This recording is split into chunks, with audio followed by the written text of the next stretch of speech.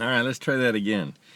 This is the noble list of suffering. It's kind of a joke in itself, isn't it?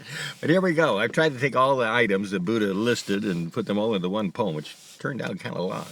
Here we go. The Noble List of Suffering by Richard Delcani. Well, actually, inspired by, of course, Siddhartha Gautama. The Noble List of Suffering. Somewhere in the following lists, by Buddha number 1, is the source of every human pain. If you can find the source, you have won. Go back to living your perfect life again. Birth suffering is the arriving of sense activity. Born in dark pain, crying in a lonely ignorance. All you know is the desire for someone to clothe, clean, and feed me. And when you start crying, it's because you want it now, at once. Decay is getting gray, frail, and wrinkled. The failing of your vital force is part of noble truth number 1. The senses wearing out and not being able to hold your tinkle are sufferings of aging that cannot be undone. Death is departing or vanishing from among human beings. Destruction, disappearance, and death are the dissolution of existence, or passing away to not hurt people's feelings. When you discard your body, we call it death. Whatever you call it won't change or delay that final feeling of importance. Sorrow is the emotion arising from this or that misfortune you worship. Inward woe and a painful loneliness make sorrow the cowardice of guilt's greedy grip. Lamentation for a loss of some value or use is the cry-baby logic of parental abuse. Kids manipulate their parents without a long-term plan. Oppression is for children to inflict on their short-term old man. Pain, grief, and despair.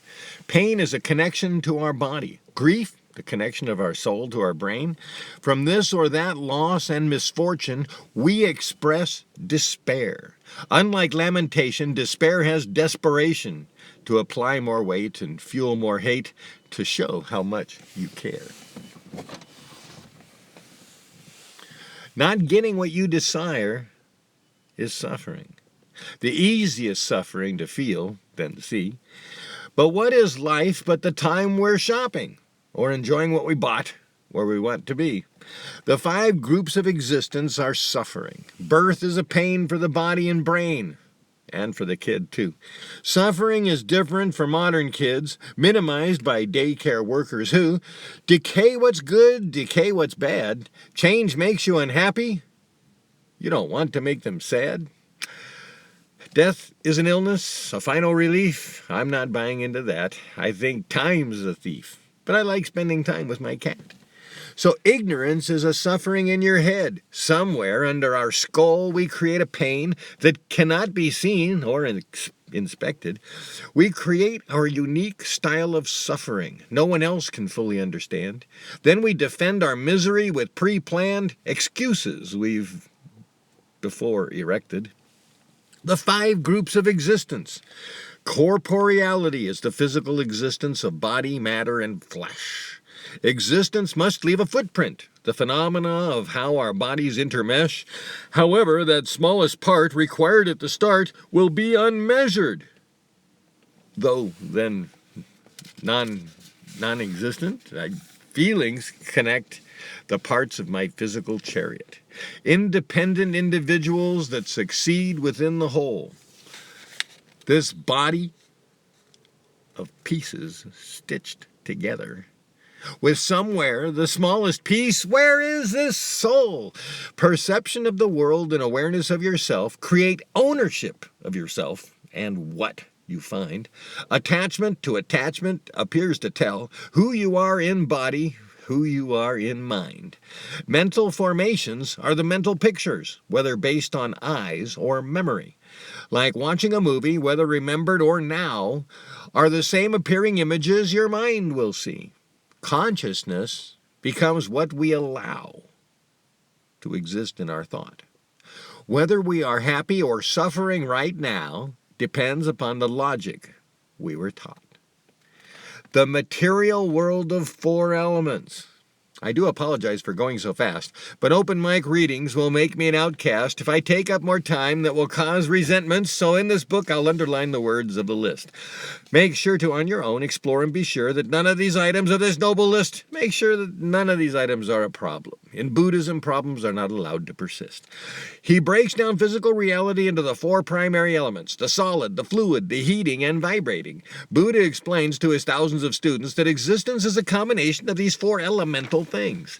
The elementary materials of matter are always somehow in existence. Inertia is movement, more powerful when fatter, with momentum, a powerful persistence. How power exists by the virtues we enlist, as cohesion defines a punch or a splatter. Chemistry and physics must have tickled Buddha's mind, because he says invisible radiation can exist.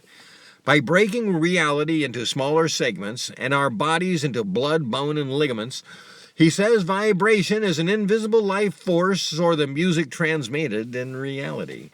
What's important to see is how reality can be broken into very small parts. The answers to questions may be too small to see. So now the 24 corporeal phenomena of material existence, he imparts. Sheesh, who writes these translations? Aren't they supposed to help us understand? Words only matter to convey a message or explanation. Success is transmitting the message as planned. Here we go, all 24. Then Buddhisto breaks it down some more. Really? Ready? Eye provides insight and illusion. Ear imparts vibrations of music, words, or confusion. Nose is a warning what to or what not to eat, with the tongue guarded by the teeth kept locked shut until you speak. From your body, your physical form that we see and feel as if the fingers can imagine and see. Odor is a phenomenon, hopefully not unpleasant, unless it tastes good and stimulates an alarm that it wasn't.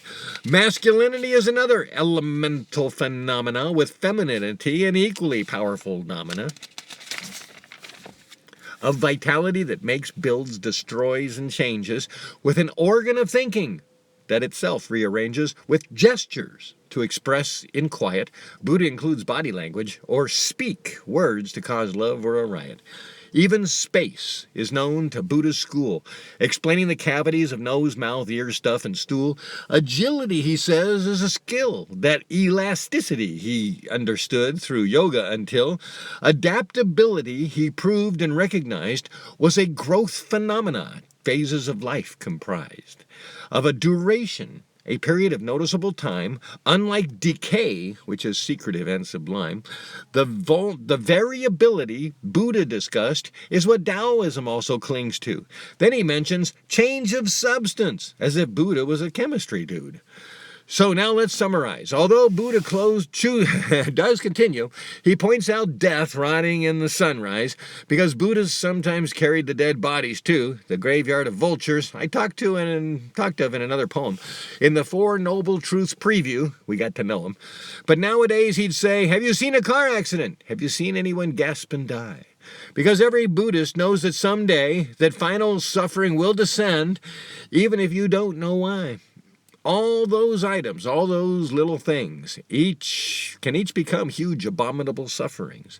Like the splinter in the lion's paw, it only takes a small physical flaw to make a good day bad.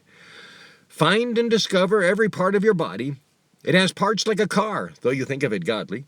If you've got a flat tire, get some new shoes. If you run out of gas, what dinner will you choose? Because unless you're really suffering, you must be glad.